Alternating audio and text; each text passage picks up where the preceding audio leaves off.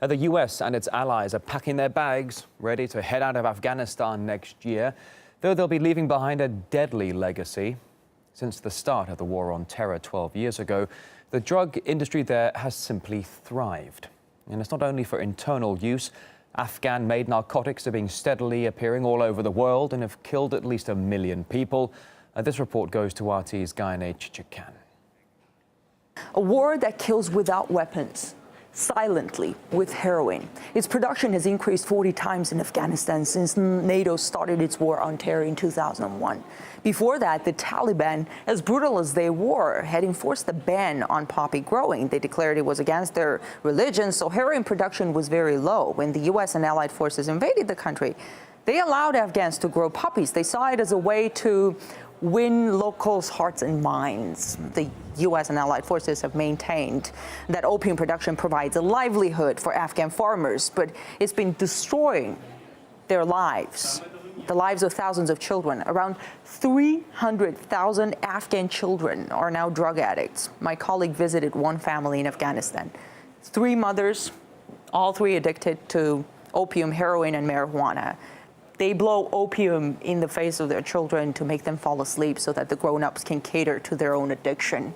They give marijuana to their very young children. They buy drugs before they buy food.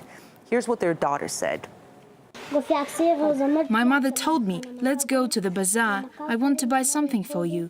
I said, really? We went, and my mother said to this man, do you want to buy this girl? He yelled, God forgive you, and gave us 100 F, so we went to buy some dry bread.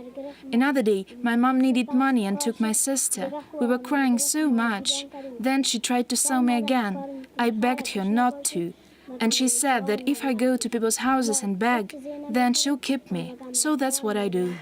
The US and allied forces have been doing little to stop opium production in Afghanistan. It's killing more and more people, and not just in Afghanistan, but far beyond its borders. Afghanistan produces around 90% of the world's opium supply. The bulk of the 820 tons of heroin that comes out of Afghanistan every year ends up on the streets of Russia and Europe. The drug money feeds organized crime all over the globe.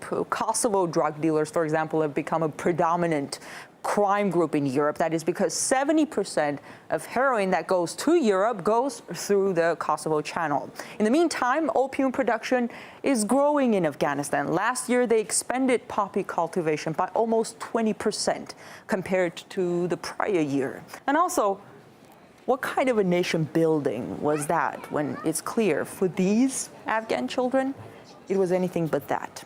In Moscow, I'm Gayane Chichikan.